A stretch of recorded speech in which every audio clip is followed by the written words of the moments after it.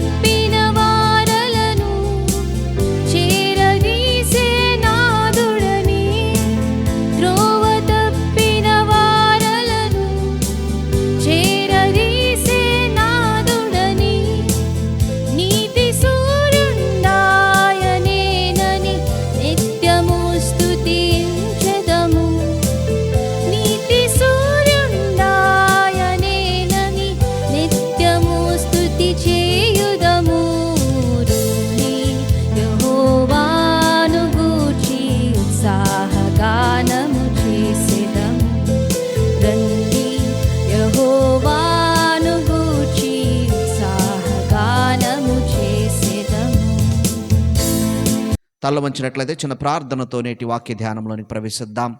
మహాపరిశుద్ధుడా, ప్రేమగల మా తండ్రి, మాట్లాడే దేవా, మీ ఘనమైన నామానికి స్తోత్రం చెల్లిస్తూ ఉన్నాం. ఈ దినమందు నీ దాసునైన నేను నిలబడి ఉండగా మీ బిడ్డల కొరకు, నా కొరకు మీరు ఏ మాటలు దాచి ఉంచారో ఆ మాటలను నీ ఆత్మచేతనను అభిషేకించి మా అందరితో మాట్లాడమని ప్రార్థన చేస్తూ ఉన్నాం.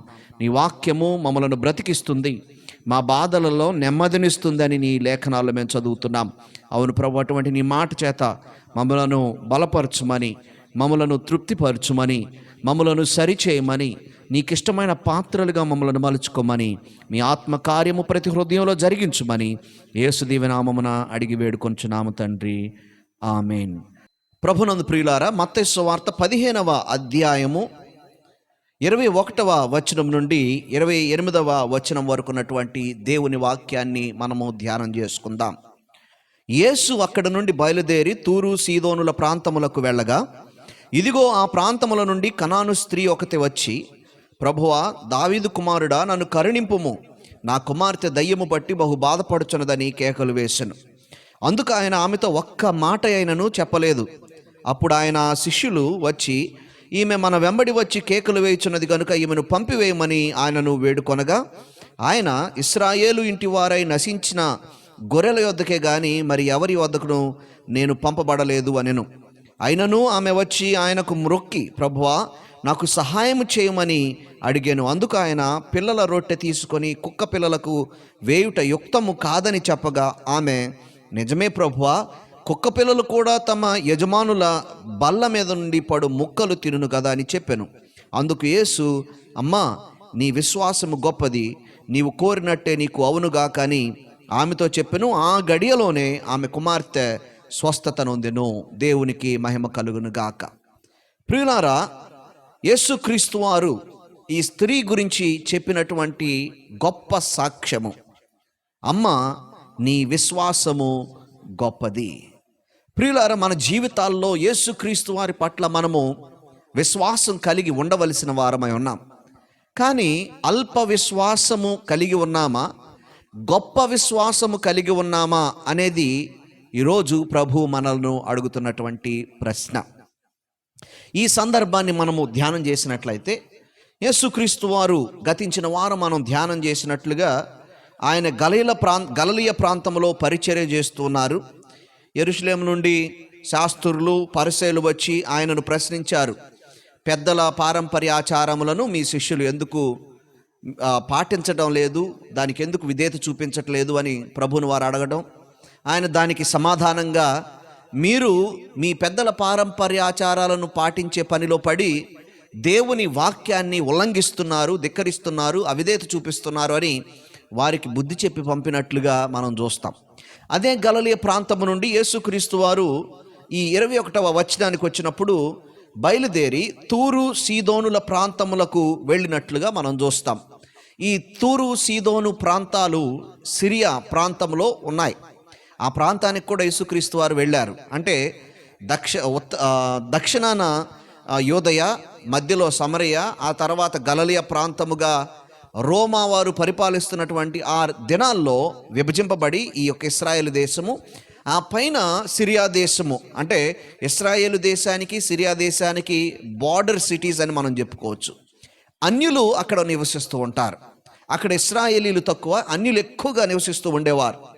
తూరు సీదోనుల ప్రాంతములకు ఆయన వెళ్ళి సువార్తను ప్రకటించారు. ఎక్కువగా అటు సైడ్ ఉన్నటువంటి ప్రాంతాలకు ప్రభువారు ఎక్కువగా వెళ్ళలేదు. కానీ ఈ సందర్భంలో మనం చూస్తాం, కొన్ని సందర్భాల్లోనేమో సిరియా నుంచి కూడా యేసుక్రీస్తు వారి దగ్గరికి రోగులను స్వస్థపరచడానికి అనేక మందిని తీసుకొని వచ్చినట్లుగా, వారిని యేసుక్రీస్తు వారు స్వస్థపరిచినట్లుగా కూడా మనం లేఖనాల్లో చూస్తాం.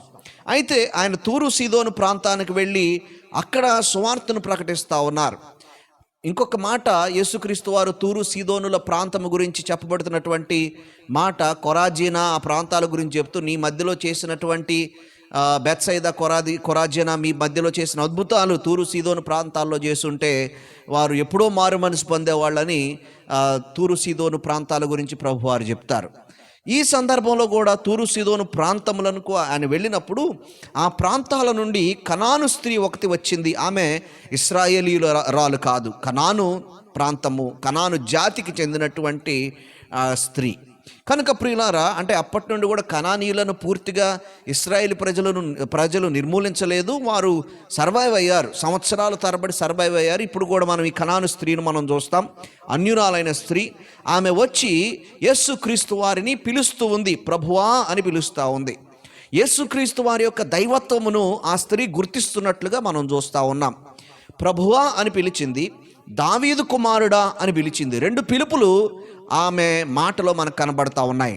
దైవత్వము, రెండవది మెస్సియా, రక్షకుడు అనేది కూడా మనకు కనబడుతుంది. ఎందుకంటే దావీదు కుమారుడు అనేటువంటి టైటిల్ యేసుక్రీస్తు వారికి ఇవ్వబడిన కారణం ఏమిటంటే, ఆయన ఇశ్రాయేలు ప్రజలను రక్షించేటువంటి మెస్సియా, రక్షకుడు అనేటువంటి అవగాహన ఆనాటి యూదుల్లో ఉండేది. కనుక ఈమె యూదురాలు కాకపోయినప్పటికీ యూదుల యొక్క ఆంతర్యాన్ని ఆమె కూడా అవగాహన చేసుకొని నమ్మిన స్త్రీ కనుక ఆ స్త్రీ కనానీయురాలైనప్పటికీ యేసుక్రీస్తు వారి యొక్క దైవత్వాన్ని, యేసుక్రీస్తు వారు రక్షకుడు అనేటువంటి విషయాన్ని ఆమె గుర్తించి, ప్రభువా దావీదు కుమారుడా అని పిలుస్తూ ఉంది. మనకు తెలుసు, గుడ్డి వాళ్ళు కూడా యేసుక్రీస్తు వారిని పిలిచినప్పుడు ఏమని పిలిచారు? దావీదు కుమారుడా నన్ను కరుణింపుము. సేమ్ అదే పిలుపు ఆమె పిలుస్తూ ఉంది, నన్ను కరుణింపుము, దావీదు కుమారుడా నన్ను కరుణింపుము అని. కనికరము కోసమై ఆమె యేసుక్రీస్తు వారి వెంట పడుతున్నట్లుగా, కనికరము కోసమై ఆమె యేసుక్రీస్తు వారిని ఆమె శోధిస్తూ ఉన్నట్లుగా, కనికరము కోసమై ఆమె యేసుక్రీస్తు వారిని ప్రాధేయపడుతున్నట్లుగా, ప్రభువా దావీదు కుమారుడా నన్ను కరుణింపుము అని యేసుక్రీస్తు వారి యొక్క కరుణ కొరకై వెంపర్లాడుతూ ఉన్నట్లుగా మనం చూస్తాం. ఆమెకొచ్చిన బాధ ఏమిటి అంటే, ఆమె కుమార్తె దెయ్యము పట్టి ఆమె బహుబాధ పొందుచూ ఉన్నది. దెయ్యం పట్టిన వాళ్ళు ఎటువంటి బాధను పొందుతారు? రకరకాల విధానాల్లో దెయ్యము మనుషులను పీడిస్తూ ఉంటుంది. దయ్యము అనే మాట, డీమన్ అనేటువంటి మాటకు అర్థం ఏంటంటే, చచ్చిపోయిన వాళ్ళు దెయ్యాలు అవుతారు అనేది కాదు. లేఖనానుసారంగా చనిపోయిన వాళ్ళు దెయ్యాలు కారు. వారు తీర్పు కోసమై వారు బంధించబడి ఉంటారు. నీతిమంతులైతే తీర్పు కోసమై, జడ్జ్మెంట్ కోసమై వారు విశ్రాంతిలో ఉంటారు. అదే రక్షింపబడినటువంటి వారు, పాపులుగానే చనిపోయినటువంటి వారు, విమోచన పొందనటువంటి వారు చనిపోతే తీర్పు కోసమై వారు శిక్షలోనే, రిమాండ్లో ఉన్నట్లుగా వారు పాతాళంలో బంధింపబడిన వారుగా ఉంటూ ఉంటారు. కానీ రోడ్ల మీద తిరిగి మనల్ని పలకరించడానికి మనుషులు దయ్యాలు కారు. మరి ఈ దయ్యాలు ఎక్కడి నుండి వచ్చాయి అంటే, దేవుని వాక్యానుసారంగా చూస్తే, దేవుని ప్రియబిడ్డలారా, లూసిఫర్ దేవునికి తిరుగుబాటు చేసినప్పుడు లూసిఫర్ తను తిరుగుబాటు చేయడమే కాదు, కానీ తనతో పాటుగా అనేక మంది దేవదూతలను కూడా తిరుగుబాటు చేయడానికి ప్రేరేపించటం, వారు కూడా తిరుగుబాటు చేసినప్పుడు దేవుడు ఆ యొక్క వారితో, దేవుని యొక్క దూతలు, పరిశుద్ధ దూతలు చేసినటువంటి యుద్ధంలో వారు ఓడిపోయి వారు తోసివేయబడ్డారు పరలోకములో నుండి. వారు తిరుగుతూ ఉంటారు. దెయ్యములంటే వారే. సాతాను సంబంధికులుగా ఉండినటువంటి పతనమైన దేవదూతలు వారే దెయ్యములు. వారు తిరుగుతూ ఉంటూ ఉంటారు. వారు ఈ దెయ్యం పట్టినప్పుడు రకరకాల ప్రవర్తనలు మనం చూస్తూ ఉంటాం. చాలా రకాల ప్రవర్తనలు మనకు కనబడతాయి. బైబిల్లోని యేసుక్రీస్తు వారు దెయ్యం పట్టిన వాళ్ళని బాగు చేసినప్పుడు కొంతమంది దెయ్యము చేత అనారోగ్యం పాలైపోయారు. నడుము వంగిపోయింది ఒక ఆవిడికి. మోగవారిగా ఉన్నవారు ఉన్నారు, చెవిటి వారుగా ఉన్నారు, తర్వాత పక్షవాతం వచ్చినట్లుగా, లేకపోతే ఎపిలెప్సీ తీసుకొచ్చే విధంగా కూడా ఉంటుంది. వారు పడిపోయేవారుగా ఉంటూ ఉంటారు, నురగక్కుంటూ. ఈ విధంగా తమను తాము హాని చేసుకుంటూ వారు సైకలాజికల్గా కూడా ఎఫెక్ట్ అయిపోతారు. వారిని ఎఫెక్ట్ చేస్తాయి దురాత్మలు. వారు వెళ్ళి సమాధుల్లో ఉన్నవారు ఉన్నారు. ఇలాగ రకరకాల విధానాల్లో మనుషులను వేధించి పీడించేటువంటి దయ్యాలు మనకి ఈ రోజుల్లో సిటీస్లో కనపడవు. ఎందుకంటే బహుశా మనము ఒకవేళ కొన్ని దురాత్మల చేత బాధింపబడిన వారు మనకు కనిపించినప్పటికీ ఆయా విధానాల్లో మనం దాన్ని కేవలం ఇది ఒక మానసిక రోగం అన్నట్లుగానే గుర్తిస్తూ ఉంటారు చాలామంది.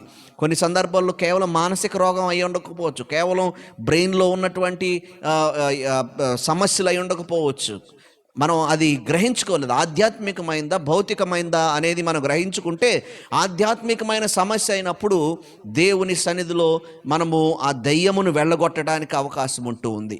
కాబట్టి యేసుక్రీస్తు వారు దెయ్యములను వెళ్ళగొట్టినటువంటి విషయం మనకు తెలుసు. అనేక సందర్భాలు ఇక్కడ కూడా నా కుమార్తె దెయ్యము చేత పీడింపబడుతూ ఉన్నది, బహుబాధపడుతున్నదని కేకలు వేసి అరుస్తూ ఉంది ఈ స్త్రీ.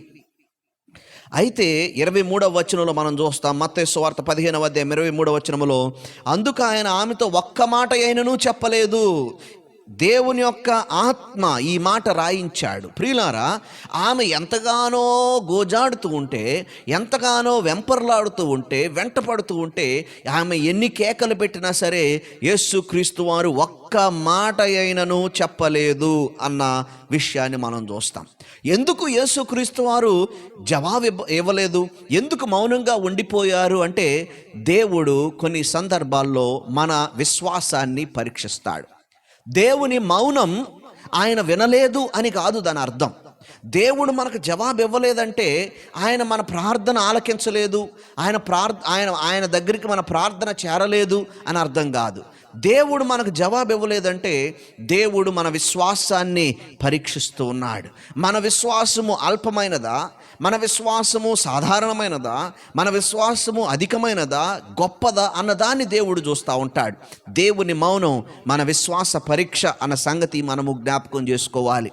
ఈయన మౌనంగా ఉన్నారు. ఈ సందర్భంలో యేసుక్రీస్తు వారు ఆమె ఎంత కేకలు పెడుతున్నా సరే ఆయన ఒక్క మాట కూడా చెప్పలేదు.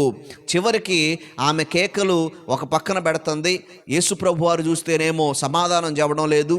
మధ్యలో ఉన్న శిష్యులకి వారికి చిరాకు వచ్చేసింది. ఈయన సమాధానం చెప్పట్లేదు, ఆమె విడిచిపెట్టడం లేదు. ఆయనతో అన్నారు, ఈమె మన వెంబడి వచ్చి కేకలు వేయుచున్నది గనుక ఈమెను వేయి ప్రభు అని ఆయనను వేడుకున్నారు. ఇందులో రెండు అర్థాలు ఉండొచ్చు. ఒకటి, ఈమెను వెళ్ళిపోమ్మా, నీకు నేను చేయను అని అన్న చెప్పి పంపేసేయాలి. రెండవది, ఆమె అడిగిందేదో ఇచ్చి పంపించేయచ్చు కదా అని అయినా ఉండొచ్చు, మనకు తెలియదు అందులో ఉన్న ఆంతర్యం ఏమిటో. ప్రభువా, ఇందాకటి నుంచి కేకలు పెడుతుంది, ఆమెను పంపించేసే ప్రభువా అని శిష్యులు యేసుక్రీస్తు వారికి చెప్పినప్పుడు యేసుక్రీస్తు వారు ఇచ్చిన సమాధానం 24వ వచనంలో మనకు కనిపిస్తుంది. ఇశ్రాయేలు ఇంటి వారై నశించిన గొర్రెల యొద్దకే గాని మరి ఎవరి యొద్దకును నేను పంపబడలేదు అనెను. యేసుక్రీస్తు వారు నశించిన వారు ఎవరైతే ఇశ్రాయేలులో ఉన్నారో వారి దగ్గరికి నేను పంపించబడ్డాను అన్నారంటే బహుశా వారి యొక్క ఉద్దేశం, శిష్యుల ఉద్దేశం ఏమై ఉండాలంటే ఈమెకు అడిగిందేదో ఇచ్చేసి పంపించేయచ్చు కదా అని వాళ్ళు అనుండారు అనేది వాళ్ళ యొక్క తాత్పర్యమై ఉంటుంది. అందుకే యేసుక్రీస్తు వారు అంటా ఉన్నారు, నన్ను పంపించింది తండ్రి ఇశ్రాయేలీయుల దగ్గరికి, ఇశ్రాయేలీలో నశించిన వారిని రక్షించడానికి, ఆ నశించిన గొర్రెల దగ్గరికే నేను పంపించబడ్డాను, మరి ఎవరి వద్దకు నేను పంపబడలేదు అని యేసుక్రీస్తు వారు చెప్పారు. ఎందుకు ఈ మాట యేసుక్రీస్తు వారు చెప్పారు? చాలామంది బైబిల్కి వ్యతిరేకులు, యేసుక్రీస్తు వారికి వ్యతిరేకులు, క్రైస్తవ్యానికి వ్యతిరేకులు వారి మాట తీసుకొని, చూడండి ఇశ్రాయేలీల దగ్గరికి యేసు ప్రభు వారు పంపించబడ్డారు, అసలు ఆయన ఎజెండానే ఇశ్రాయేలీలు, మనం కాదు, మనం ఎందుకు వాళ్ళ దగ్గరికి వెళ్ళాలి అన్న మాట చాలామంది మాట్లాడుతూ ఉంటారు. ప్రియులారా, దీనికి మనం అర్థం చేసుకునేది ఏమిటంటే, మొట్టమొదటిగా దేవుని వాగ్దానము చేత పిలువబడిన వారు ఇశ్రాయేలు ప్రజలు. అబ్రహాముకు, ఇస్సాకుకు, యాకోబుకు దేవుడు చేసిన వాగ్దానాల నిమిత్తమై అబ్రహాము చేసిన వాగ్దానం గురించి దాన్ని నెరవేర్చడానికి ఈ లోకంలోనికి రక్షకుడిని పంపించారు. అబ్రహాముకు వాగ్దానం చేసినప్పుడు కూడా ఆదికాండం 12వ అధ్యాయంలో అబ్రహామును నేను చూపించబోయే దేశానికి నువ్వు వెళ్ళు, నీవు అన్ని విడిచిపెట్టిన వాటి వెళ్ళినప్పుడు నేను నిన్ను ఆశీర్వాదిస్తాను, భూమిపై ఉన్నటువంటి జనాంగములన్నీ కూడా, జాతులన్నీ కూడా, కుటుంబములన్నీ కూడా నీ ద్వారా ఆశీర్వదించబడతాయని అబ్రహాముకు వాగ్దానం చేశారు. కాబట్టి యూనివర్సల్ మిషన్ అనేది ఏదో యేసుక్రీస్తు వారు చనిపోయిన తర్వాత కనిపెట్టబడినటువంటి కాన్సెప్ట్ కాదు. దేవుని యొక్క ప్రణాళిక కేవలం ఇశ్రాయేలీల పట్లే ఉంది అని చెప్పడం చాలా తప్పు. ఎందుకంటే అసలు యేసు ప్రభు వారిగా మానవునికి ఈ లోకానికి ఆయన రాక మునుపు ముందుగానే దేవుని ప్రణాళిక ఆదాము దగ్గర నుండి ప్రజలందరి పట్ల ఉంది ఆయన ప్రణాళిక. అందుకే అబ్రహాముకు నేను నిన్ను దీవిస్తానన్నప్పుడు నిన్ను దీవెన కారణముగా చేస్తాను, ఎవరికి? ఈ భూమి మీద ఉన్న ప్రజలందరికీ చేస్తానన్నాడు. కనుక అప్పుడే దేవునికి యూనివర్సల్ మిషన్, యూనివర్సల్ ప్లాన్, అందరి పట్ల ఆయన ప్రణాళిక కలిగి ఉన్నాడు అనేది మనకు అర్థమవుతుంది. అయితే మరి యేసుక్రీస్తు వారు ఎందుకు అంటున్నారు అంటే, మొట్టమొదటిగా వారు వాగ్దాన సంబంధులు కాబట్టి ఆ వాగ్దాన సంబంధమైన నెరవేర్పు ఇశ్రాయేలులో జరగాలి. వారు ప్రథమ పుత్రులుగా, లేకపోతే దేవునికి వారి మొదటగా ఎన్నుకొనబడిన వారిగా వారికి సువార్త వెళ్ళాలి. వారు దాన్ని రిజెక్ట్ చేయాలి, అప్పుడు అన్నిల దగ్గరికి వెళ్ళాలి. ఇది దేవుని యొక్క ప్రణాళికలో భాగమై ఉంది. దీని ద్వారా దేవుని కృప ఇశ్రాయేలు ప్రజలకు ఇవ్వబడింది మాత్రమే కాదు, కానీ అన్నిలకు కూడా ఇవ్వబడతా ఉంది. ఇవి నా మాటలు కాదు. రోమీలకు రాసిన పత్రిక 15వ అధ్యాయము 8-9 వచనాలు మనం చదివినట్లయితే దేవుని వాక్యంలో మనకు కనబడుతుంది. రోమా 15:8-9 వచనాలు, నేను చెప్పినదేమనగా, పితరులకు చేయబడిన వాగ్దానముల విషయములో, అనగా అబ్రహాము, ఇస్సాకు, యాకోబులకు చేయబడిన వాగ్దాన విషయములో దేవుడు సత్యవంతుడని స్థాపించుటకును యేసుక్రీస్తు వారు ఈ లోకానికి వచ్చి ఇశ్రాయేలు ప్రజల దగ్గరికి రావడానికి కారణం ఏంటంటే ఆయన సత్యవంతుడు, ఆయన వాగ్దానం నెరవేర్చాడు అనేది. రెండవది, అన్యజనులు ఆయన కనికరమును గూర్చి దేవుని మహిమపరచుటకును క్రీస్తు సున్నతి గల వారికి పరిచారకుడాయను. యేసుక్రీస్తు వారు సున్నతి గలవారు అనగా ఇశ్రాయేలు ప్రజలకు పరిచారకుడు ఎందుకు అయ్యాడు, వారి దగ్గరికి ఎందుకు పంపించబడ్డాడు, వారి మధ్యలో పరిచర్య ఎందుకు చేశాడు అంటే మొట్టమొదటి కారణము వాగ్దాన నెరవేర్పు. రెండవ కారణము వీరి దగ్గరకు వచ్చి వీరికి పరిచర్య చేసి ఆ కృప ఇక్కడ చూపించి ఆ తరువాత ఆ కృపను ఇతరులకు చూపించడం ద్వారా అన్యజనులు దేవుని మహిమపరుస్తారు. అందు విషయమై ఈ హేతువు చేతను అన్యజనులలో నేను నిన్ను స్తుతింతును, నీ నామ సంకీర్తనమును చేయుదును అని రాయబడి ఉన్నది. మరియు అన్యజనులారా ఆయన ప్రజలతో సంతోషించుడి అని రాయబడినటువంటి ప్రవచన గ్రంథాల్లో నుంచి ప్రవచన వాక్కులను అపోస్తలుడైన పౌలు రోమీయులకు రాసిన పత్రిక 15వ అధ్యాయంలో జ్ఞాపకం చేస్తూ ఉన్నాడు. ఈ ప్రణాళిక దేవునికి ఉంది కనుక ముందుగా యేసుక్రీస్తు వారు చేయాల్సింది ఏంటంటే ఇశ్రాయేలీల్లో ఉన్నటువంటి నశింపబడిన గొర్రెలను చేరుకోవటం ఆయన పని. అలాగని ఆ తర్వాత అన్యులను చేరుకునే ప్రణాళిక లేదు అని దాని అర్థం కాదు. కాబట్టి ప్రియులారా, ఇశ్రాయేలీలకే కాదు మనందరికీ ఆయన రక్షకుడు అన్న విషయాన్ని మనం గుర్తుపెట్టుకోవాలి. ఈ అన్యురాలైనటువంటి కనానీయురాలైనటువంటి స్త్రీ యేసు ప్రభుని ప్రభువా అని పిలిచింది, యేసు ప్రభుని మెస్సియా దావీదు కుమారుడు అని పిలిచింది, ఇశ్రాయేలు పిలుపుని పిలిచింది. అయినా ప్రభువారు నువ్వు నన్ను పిలవకూడదమ్మా, నీకు సంబంధం లేదమ్మా అనలేదు. అయితే అక్కడ ఆయన మౌనంగా ఉన్నారు. అది విశ్వాస పరీక్ష నిమిత్తమై. రెండవది, ఇంకా ఒక మెట్టు విశ్వాసాన్ని ఎక్కువగా పరీక్షిస్తున్నారంటే హీట్ పెంచుతూ ఉన్నారు. ముందు మౌనంగా ఉండి ఆమె విశ్వాసాన్ని పరీక్షించారు. రెండవది మాట్లాడాడు, కానీ ఏం మాట్లాడాడు? ఆయన అన్నమాట ఏమిటి అంటే నేను ఇశ్రాయేలు దగ్గరికే పంపించబడ్డాను అని చెప్పి ఆయన అన్నప్పుడు ఆమె అప్పటికీ విడిచిపెట్టలేదు. అందుకే ప్రభువారిని విశ్వాసం గొప్పదమ్మా అన్నాడు ఆయన. అప్పటికీ విడిచిపెట్టలేదు. అదే మన బోటోళ్ళు అయితే ఏం చేస్తారండి, చూడండి ఆయన దగ్గరికి వెళ్తే ఆయన మౌనంగా ఉన్నాడు, ఎంత గర్వమో అనుకొని వెళ్ళిపోవాలి కొంతమంది. లేదు, ఆయన నోరు విప్పి నేను ఇశ్రాయేలీయుల దగ్గరికి పంపించబడ్డానంటే వారికి ఇంకా కోపం రావాలి. కానీ ఆమె వస్తుంది, వచ్చి నెక్స్ట్ స్టెప్ ఆయన ఎంత ఆమెను పరీక్షిస్తున్నారో ఆమె అంత తగ్గించుకుంటా ఉంది. ఇప్పుడు ఏం చేసిందో తెలుసా, ఆయన దగ్గరకు వచ్చి అయినను ఆమె వచ్చి ఆయనకు మొక్కుతూ ఉంది. ఇప్పుడు ఒక మెట్టు దిగుతూ ఉంది. ఇంకా విశ్వాసంలోనైతే ఒక మెట్టు ఎక్కుతూ ఉంది. ఆమె తన యొక్క జీవితంలో ఇంకొక మెట్టు దిగి యేసు ప్రభు దగ్గర ప్రార్థన చేస్తున్న, ప్రభువా నాకు సహాయము చెయ్యి, ప్రభువా నాకు సహాయం చెయ్యి. ఇంకా ఫేస్ టు ఫేస్ వచ్చేసింది. ఇంతకుముందేమో ఎక్కడో ఉండి కేకలు పెట్టింది, ఇప్పుడు ఎదురుగా నిలబడింది, ఎదురుగా మోకరించింది, మ్రొక్కింది, ప్రభువా నాకు సహాయం చెయ్యి అని ఆయన ఫేస్ టు ఫేస్ ఆయన అడిగినప్పుడు ప్రభువు దానికి ఇంకా హీట్ పెంచుతూ ఉన్నారు. మన విశ్వాస పరీక్ష ఆయన ఒక్కొక్క మెట్టు పెంచుతూ ఉన్నప్పుడు, ఒక్కొక్క స్టెప్ పెంచుతున్నప్పుడు మన చాలాసార్లు నిజమైన విశ్వాసం మనకు లేకపోతే మన విశ్వాసం సన్నగిల్లిపోతూ ఉంటుంది. కానీ మనం నిజమైన విశ్వాసాన్ని ప్రభు పట్ల కలిగి ఉన్నప్పుడు మన విశ్వాస పరీక్షలో మనం నెగ్గేవారంగా మనం ఉంటాం. ఈయన ఇంకొక మెట్టు పెంచి ఒక మాట అన్నారు, పిల్లల రొట్టె తీసుకొని కుక్క పిల్లలకు వేయుట యుక్తము కాదు అని చెప్పారు. పిల్లల రొట్టె తీసుకొని కుక్క పిల్లలకు వేయుట యుక్తము కాదు. ఇందులో మనం అర్థం చేసుకోవాల్సిన ఒక విషయం ఏంటంటే, యూదులు పరిశుద్ధులుగాను యూదులు దేవుని పిల్లలుగాను తమ్మును తాము పరిగణించుకొని అన్యజాతీయులందరూ కూడా వారు కుక్కలతో సమానము అని పిలిచేవారు. They are like dogs. వాళ్ళు కుక్క అపవిత్రమైన జంతువు యూదులకు. కుక్కతో ఇతరులను పోల్చేవారు, ఇతర జాతీయులను పోల్చేటువంటి ఆ యొక్క పద్ధతులు వారికి ఉంటూ ఉండేవి, అలాంటి ఆలోచన వారికి ఉంటూ ఉండేది. యేసుక్రీస్తు వారు అంటే వారి ఉద్దేశం ఏంటంటే వీధి కుక్కలు, చెత్త తింటూ వీధుల్లో తిరిగేటువంటి ఆ వీధి కుక్కలతో అన్య జాతీయులను పోలుస్తూ ఉండేవారండి. వారికి అంత జాత్యహంకారం అంత ఉండేది వాళ్ళకి.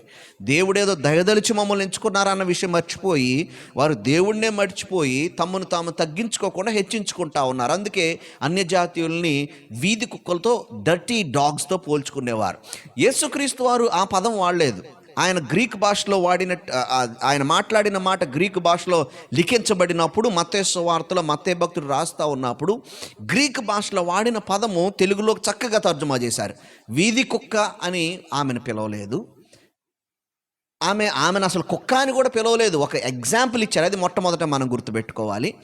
రెండవది వీధి కుక్క అనే ఎగ్జాంపుల్ కూడా ఇవ్వలేదు, కుక్క పిల్ల అనే ఎగ్జాంపుల్ ఇచ్చారు. It's just an example. ఆమెను పిలవటం కాదు, అది ఎగ్జాంపుల్ ఇచ్చారు అంతే. ఏంటి ఎగ్జాంపుల్ అంటే ఒక సెనారియో ఆయన చూపిస్తూ ఉన్నారు. ఒక ఇంటి యజమాని ఉన్నాడు. తన ఇంట్లో డైనింగ్ టేబుల్ ఉంది. ఆ డైనింగ్ టేబుల్ దగ్గర తాను, తన భార్య, తన పిల్లలు చక్కగా కూర్చొని భోజనం తింటా ఉన్నారు. వాళ్ళు తింటున్నారు. ఆ దేశంలో రొట్టెలు ఎక్కువగా తినేవారు కాబట్టి ఆ రొట్టెలు విరుచుకొని తింటూ ఉన్నారు. తింటూ ఉన్నప్పుడు ఏం జరుగుతుంది? కుక్క పిల్లాట వచ్చింది అనుకోండి. ఆ కుక్క పిల్లాటు ఇంట్లో పెంచుకునే కుక్కే, వీధి కుక్క కాదు. ఇంట్లో ఆ కుక్క పిల్ల అనే మాట అదే, దాని అర్థం అదే, ఇంట్లో పెంచుకుంటున్నటువంటి కుక్క వచ్చింది వాళ్ళు తింటున్న డైనింగ్ టేబుల్ దగ్గరికి. ఈ తండ్రి ఆ చిన్న కుమారుని యొక్క ప్లేట్లో ఉన్నటువంటి రొట్టె అమాంతంగా లాగేసుకొని కింద ఉన్న కుక్క పిల్లకి తినిపించాడు, లేకపోతే కింద కుక్క వేసాడు అనుకోండి. అది సరైన పద్ధతి కాదు. అందుకు ప్రభు అంటున్నారు, నేను ఇశ్రాయేల్ ప్రజల దగ్గరికి పంపించబడ్డాను, వారు ఎన్నుకొనబడినటువంటి ప్రజలు, వాళ్ళకి ఇవ్వాల్సిన దాన్ని నీకు ఇవ్వటం భావ్యం కాదు కదా అని ప్రభువారంటే అప్పుడు కూడా అఫెండ్ అవ్వడం లేదు. ఆమె రకరకాల నానార్థాలు తీసుకొని ఇదిగో నన్ను కుక్క అన్నాడు, నన్ను అదన్నాడు, ఇదన్నాడు అనుకోవచ్చు. ఆమె విశ్వాసాన్ని పరీక్షిస్తూ ఉన్నప్పుడు ఆమె దానికి కూడా ఒక చక్కటి సమాధానం చెప్తుంది. ఏమిటంటే ఆమె అంటుంది, నిజమే ప్రభువా, నువ్వు అన్నమాట నిజమే, 100% రైట్. ఎందుకంటే పిల్లలు తినే భోజనాన్ని తీసుకెళ్ళి కుక్క పిల్లలకి వేయరు, నిజమే. కాకపోతే ఆమె చెప్పే మాట ఏంటంటే కుక్క పిల్లలు కూడా తమ యజమానుల బల్ల మీద నుండి పడు ముక్కలు తినును కదా అని చెప్పింది. ఎంత చక్కటి ఆలోచన ఆమె కలిగి ఉందో. కుక్క పిల్లలు కూడా పిల్లలు తినేటప్పుడు ఎంతో కొంత ఆహారం కింద పడుతుంది. వారు రొట్టెను విరుస్తున్నప్పుడు రొట్టె ముక్క కింద పడుతుంది. అప్పుడు ఆ కింద పడిన రొట్టె ముక్కను కుక్క పిల్లలు తింటాయి కదా, తన యజమానును పిల్లలు తినేటప్పుడు పడే ఆ రొట్టె ముక్కలు కుక్క పిల్లలు తింటాయి కదా, నువ్వు నాకు చేయొచ్చు కదా ప్రభా, కొద్దిగా ఏదో ఒకటి చేయొచ్చు కదా అనేది ఆమె యొక్క ఉద్దేశం. ఎంత గొప్ప విశ్వాసం! 3 స్టెప్స్లో ప్రభువారు ఆమె విశ్వాసాన్ని పరీక్షించారు. 1 మౌనం, 2 ఒక మాట చెప్పారు ఆయన, రెండవ మాట నేను ఇశ్రాయేలీల దగ్గరికే వచ్చాను, అన్నిల దగ్గరికి రాలేదన్నారు, విడిచిపెట్టలేదు ఆమె. 3 కుక్క పిల్ల ఎగ్జాంపుల్ ఇచ్చారు, అయినా విడిచిపెట్టడం లేదు. దానిలో నుండి కూడా ఆమె అయ్యా కొద్దిగా నా క్రమ్స్ అన్న చిన్న ముక్కలన్నా పడతాయి కదా, అది అన్నది ఉంటుంది కదా, ఆ లెక్కన నా బిడ్డను స్వస్థపరచవచ్చు కదా అని ఆమె అడిగినప్పుడు ఆమె పర్సిస్టెన్స్, ఆమె యొక్క విడిచిపెట్టకుండా పట్టుదల కలిగి ఎలాగుందో పట్టుదల కలిగిన ప్రార్థన చాలా ప్రాముఖ్యమైంది. విశ్వాసముతో కూడిన ప్రార్థన చాలా ప్రాముఖ్యమైంది. దేవుడు మనల్ని పరీక్షిస్తున్నప్పుడు నిలబడేటువంటి ప్రార్థన చాలా ప్రాముఖ్యమైంది. మనం చాలాసార్లు ఒక రోజు ప్రార్థన చేస్తాం, 2 రోజులు ప్రార్థన చేస్తాం, దేవుడు నా ప్రార్థన ఆలకించట్లేదులే అని విడిచిపెట్టేస్తూ ఉంటాం. ప్రార్థన, విశ్వాసము, దేవునిపై ఆనుకునేటువంటి విధానము, అది ఈ స్త్రీలో ప్రభువారు చూసి 28వ వచనంలో అందుకు యేసు, అమ్మా నీ విశ్వాసము గొప్పది, అమ్మా నీ విశ్వాసము గొప్పది. యేసుక్రీస్తు వారు ఎంత గొప్ప సాక్ష్యం ఆమె గురించి ఇచ్చారు. ఆయనతో చుట్టూ ఉంటూ 24 గంటలు 3.5 సంవత్సరాలు ఆయనతో తిని, ఆయనతో పడుకొని, ఆయన చేసిన అద్భుతాలు చూసిన వాళ్ళే అల్ప విశ్వాసులారా మీతో నేను ఇంకెంతకాలం ఉండాలని యేసుక్రీస్తు వారు వారిని పిలిచారు, వారికి చెప్పారు, బాధపడ్డారు. ఈ స్త్రీ అన్యురాలు, ఆయనకు దూరంగా బతికింది, కానీ ఆయన గురించిన మాట వింది. ఆయన ప్రభువని, దైవ కుమారుడని, ఆయన రక్షకుడని, ఆయన మెస్సియాని, దావీదు కుమారుడని ఆమె గుర్తించింది, వచ్చింది, ఆయన పరీక్షలో నెగ్గింది. ఆయనకు తన విశ్వాసము యొక్క గొప్పతనాన్ని చూపించింది. నీ విశ్వాసము గొప్పది. ప్రియులారా, మన జీవితాల్లో యేసుక్రీస్తు వారు మనల్ని చూసి, నన్ను చూసి, నిన్ను చూసి, కుమారుడా కుమార్తె నీ విశ్వాసము గొప్పది అని చెప్పే స్థితిలో మనము ఉన్నామో లేదో మనం పరీక్షించుకోవాలి. నీ విశ్వాసము గొప్పది. నేను ఎప్పుడూ చెప్తూ ఉంటాను, విశ్వాసము అనేది 2 రకాలుగా ఉంటుంది. దేవుడు నా జీవితంలో కార్యము చేయాలి అనేటువంటి విశ్వాసము, రెండవది దేవుడు నా జీవితంలో నేను అడిగింది ఇవ్వకపోయినా దేవుని చిత్తము పర్ఫెక్ట్ అనేది కూడా విశ్వాసమే. 2 విశ్వాసమే. మొన్న విశాఖపట్నంలో 2 చేతులు 2 కాళ్ళు లేని ఆయన వచ్చి ఆయన తన తన యొక్క జీవితం గురించి చెప్పి ఇన్స్పిరేషనల్, ఇట్స్ క్రిస్టియన్ మీటింగ్ కాదు కానీ ఇన్స్పిరేషనల్ స్పీచ్ ఇచ్చారు. అందులో అక్కడక్కడ ఫెయిత్ గురించి మాట్లాడారు. కానీ ఆయన ఒక చక్కటి మాట అంటాడు, నువ్వు మిరకల్ ఎక్స్పీరియన్స్ చేయలేకపోతే నువ్వే ఒక మిరకల్ కావాలి. When you can not experience a miracle, you be the miracle అని ఆయన అంటారు. నువ్వే మిరకల్ అవ్వాలి, నువ్వే అద్భుతం అవ్వాలి. విశ్వాసము ద్వారా ప్రభువునందు మనం నమ్మిక పెట్టుకున్నప్పుడు, ఆయన మీద విశ్వాసం ఉంచినప్పుడు ఆయన కార్యం చేస్తాడనే విశ్వాసంతో మనం ఉండాలి. లేదా మనం చేయను అన్నప్పుడు, అంటే దేవుని చిత్తానుసారంగా ఒకవేళ అది చేయడానికి అవ్వకపోతే అయినా ఆయన యందు విశ్వాసం కలిగి ఉండాలి. ఆయన అడగాలి, ఆయన చేయకపోయినా సరే విశ్వాసం అనేది ఆయన ఎస్ అన్నా నో అన్నా వెయిట్ అన్నా ఏం మాట్లాడకపోయినా విశ్వాసం మాత్రం ఒకే రేంజ్లో మన జీవితాల్లో ఉండాలి. దాన్నే నీ విశ్వాసము గొప్పది, నీ విశ్వాసము గొప్పది అని ఆమెను చూసి నీవు కోరినట్టే నీకు అవునుగాక అని ఆమెతో చెప్పాను. ఈ సందర్భంలోనైతే నీవు కోరినట్టే నీకు అవునుగాక. కొన్ని సందర్భాల్లో అప్పుడప్పుడు ఎక్కువగా ఇలాగే యేసుప్రభు వారు చేశారు. కానీ యేసుక్రీస్తు వారిని అపోస్తలుడైన పౌలు అడిగాడు, అయ్యా నాకున్న ఈ ముళ్ళు తీసేయంటే నా కృప నీకు చాలును అన్నారు. అది కొన్ని సందర్భాల్లో జరుగుతాయి అలాగే, ఎందుకంటే దేవునికి ఒక ఆలోచన ఉంటుంది కాబట్టి కొన్ని సందర్భాల్లో మనం అడిగింది ఇచ్చి ఉండకపోవచ్చు. అయినా విశ్వాసాన్ని కోల్పోకూడదు. ఓకే, ఆయన చేయలేదు, విశ్వాసం నేను కోల్పోను ఆయన పట్ల, ఆయన ప్రణాళికే గొప్పది అన్న విషయం మనం కలిగి ఉండాలి. ఆమెను చూసి ప్రభువారు చెప్పారు, నీ విశ్వాసము గొప్పది, నీవు కోరినట్టే నీకు అవునుగాక అని ఆమెతో చెప్పును. ఆ గడియలోనే ఆమె కుమార్తె స్వస్థత నొందెను. ప్రియులారా, ఎక్కువ శాతం యేసుక్రీస్తు వారి పరిచర్యలో అడిగిన వారికి ఆయన ఇచ్చాడు. ఇవ్వలేదని మాత్రం మనం ఇవ్వడు అని కూడా నేను చెప్పడం లేదు. నీ జీవితంలో ఏం అవసరం ఉందో, నీ జీవితంలో ఎటువంటి బాధ ఉందో, నీ జీవితంలో ఎటువంటి కష్టం ఉందో యేసుక్రీస్తు వారి దగ్గరికి వచ్చి నీ విశ్వాసాన్ని ఆయన పరీక్షిస్తున్నప్పుడు కొన్నిసార్లు మౌనంగా ఉంటే అర్థం చేసుకోవాలి మనం, ఆయన నా విశ్వాసాన్ని పరీక్షిస్తున్నాడేమో. కొన్నిసార్లు ఆయన మాట మన చిత్తానికి భిన్నంగా, మన ఆలోచనకు భిన్నంగా ఉన్న ఆయన మీద విశ్వాసాన్ని మనం కోల్పోకూడదు. ఆయన పరీక్షలో నెగ్గే వారంగా ఉండాలి. అప్పుడు ఆయన కార్యాలు మనము చూసే వారముగా మనం ఉంటాం. ఆ గడియలోనే ఆమె కుమార్తె స్వస్థత నొందెను అన్నమాట మనం చూస్తాం. ప్రియులారా, ప్రభువారు మన విశ్వాసాన్ని చూసినప్పుడు ఆయన నీ విశ్వాసము గొప్పది కుమారుడా, నీ విశ్వాసము గొప్పది కుమార్తె అనే స్థితిలో మనం ఉన్నామా, లేదా కదిలిపోయే విశ్వాసాన్ని కలిగి, సడలిపోయే విశ్వాసాన్ని కలిగి, లేకపోతే బలహీనమైనటువంటి విశ్వాసాన్ని మనం కలిగి ఉన్నామా అనేది మనము పరిశీలించుకోవాలి మన జీవితంలో. కనానీయురాలండి ఈ స్త్రీ, అన్యురాలు. మనం అందరము జాతి ప్రకారం అయితే అన్యులమే, కానీ క్రీస్తులో మనమందరం కూడా యూదులతో కలిసిపోయిన వారమే. మన మధ్య అడ్డుగోడ తొలగింపబడింది. మనము ఇశ్రాయేలు ప్రజలతో కలిసిపోయిన వారం. అంటే మనం యూదులమని కాదు, మనం భారతీయులమే. నా ఉద్దేశం ఏమిటంటే దేవుని వాక్యానుసారంగా మనం చూస్తే ఆ జాతి భేదాన్ని తొలగించి యేసుక్రీస్తు వారు మనలను ఆయనలో ఐక్యపరిచారు గనుక మనం ఆయన పిల్లలుగా ఉన్నప్పుడు, మనం ఆయన అడిగినప్పుడు, ఆయన ఒకవేళ మనల్ని పరీక్షిస్తే మనము నిలబడగలుగుతామా? అటువంటి విశ్వాసాన్ని, బలమైన విశ్వాసాన్ని మనం కలిగి ఉండటానికి మనం ప్రభువుని వేడుకుందాం. అట్టి కృప మనందరి జీవితాలు దేవుడు మనకు అనుగ్రహించునుగాక. ఆమేన్. చిన్న ప్రార్థన చేసుకొని నేటి ఆరాధన ముగించుకుందాం.